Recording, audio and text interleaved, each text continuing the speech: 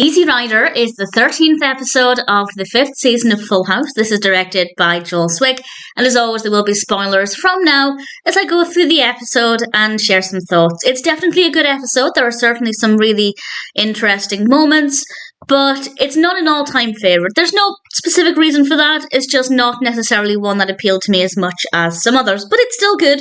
It actually starts off with a lovely scene with Joey playing in the yard with the girls. They're playing ball, and I love this for two reasons. One, I just love Joey in general. I think he's a really fun character, and I also love the fact that all three girls were playing together, and I feel like that's quite rare for three sisters of various different ages. There's 5 years between each of them, as in DJ, and then 5 years. And Stephanie was born 5 years, and Michelle was born. And to have them all playing together nicely was just really lovely to see.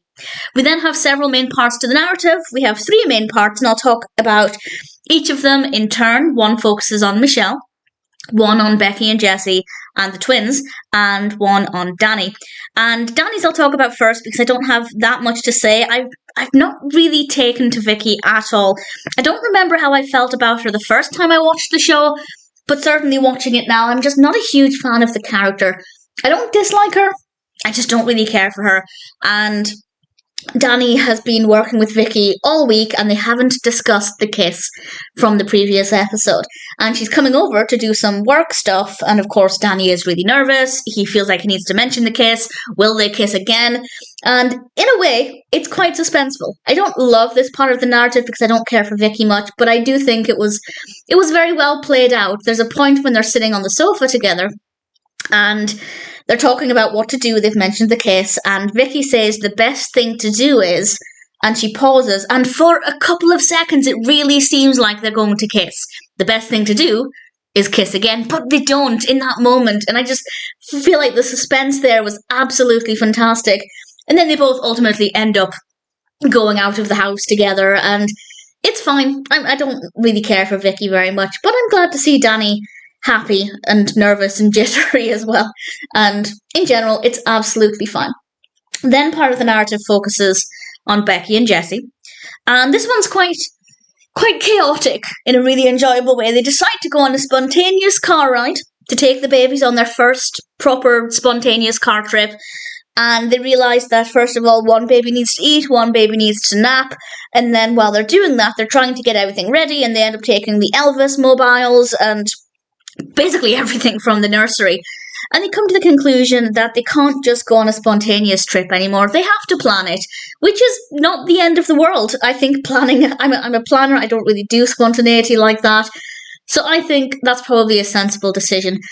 The only thing I don't like about this episode is how unrealistic, or it's not impossible, but basically what happens is they're going to go to Aunt Ida's, and just as they decide they can't do spontaneity anymore, Aunt Ida turns up on the doorstep.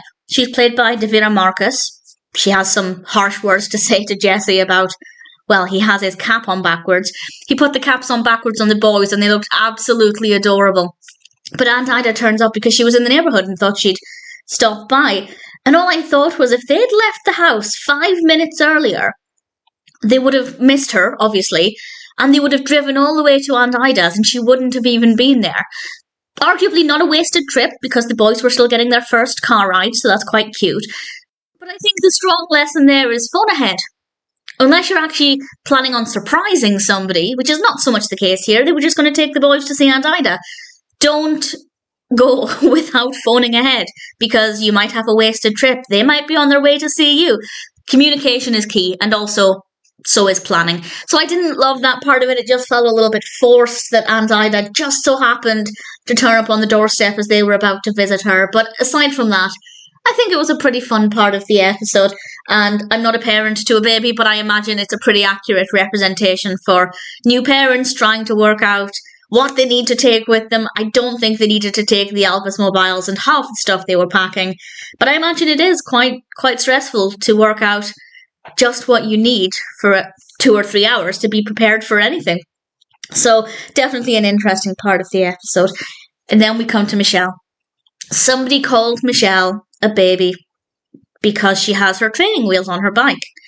And even though Danny tells her it's okay, people learn to ride without their wheels, their training wheels, at different ages, she asks if Joey can teach her how to ride. Actually, Joey volunteered first, which I thought was absolutely adorable. And then Danny says okay.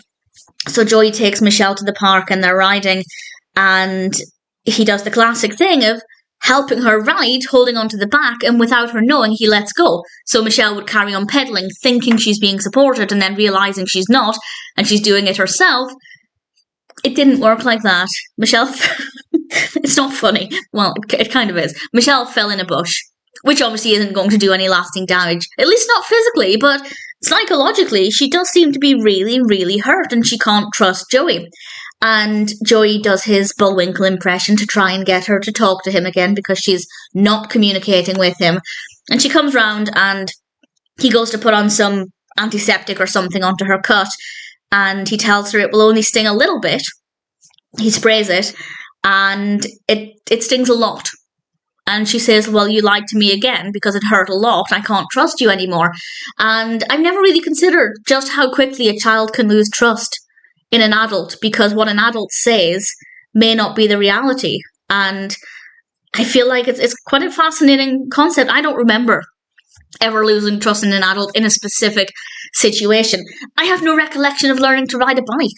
I did. I rode bikes as a child. I had bikes pretty much throughout my childhood.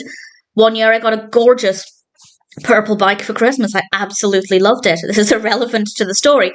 But yeah, I don't remember actually learning to ride a bike. So that's an interesting gap in my memory. I don't know if anybody else can remember that if they were quite young. Is it normal to forget that? Either way, it is very possible that a child would lose trust in an adult from that kind of scenario. And there could be a good lesson in here. It's certainly a lesson that Joey had to learn. And that just be honest with the child and they're going to trust you more. If Joey had told her, I'm going to let go now, maybe Michelle would have said she's not ready and it would have taken longer to teach her. But I feel like that's a better option than deceiving her. Again, I don't necessarily think what Joey did was wrong. It's a classic technique for teaching somebody to ride a bike.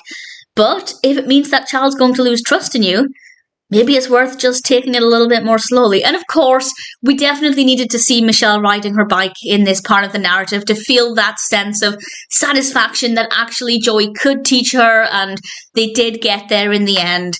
And it was actually Michelle who I think insisted 3 or 4 times for Joey to let go of the bike. And he kept asking her, are you sure? Are you sure? Obviously not wanting a repeat incident. And of course he did, and he lets go and off she cycles. And honestly, I felt a lot of pride for both of them, feeling pride for fictional characters in whom I had no part in writing.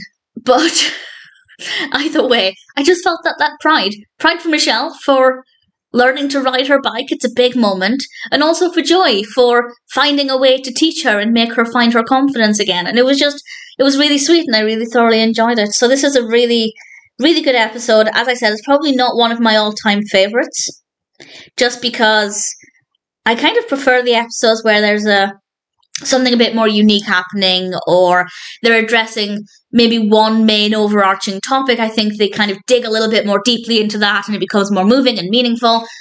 That's not to say I don't like the episodes where we have a few smaller narratives, but just in terms of personal preference, the other ones are the ones towards which I will usually gravitate. But nevertheless, that being said, I thought that Easy Rider was still a really great episode of Full House. Personal highlights would have to be the intro with Joy playing ball with the girls, and Michelle, of course, learning to ride her bike, and just watching Jesse and Becky trying to work out what they need to take with them. As I said, I don't love how that part of the narrative concluded, but I enjoyed the journey. And I don't care for Vicki, but I did like the bit where she said the best thing to do is, and I genuinely believe we were meant to think they were going to kiss. And then they ripped that away, and it was just very well executed. So I'm quite happy. It may not be an all-time favourite, but that being said, Easy Rider is still a really enjoyable episode of Full House.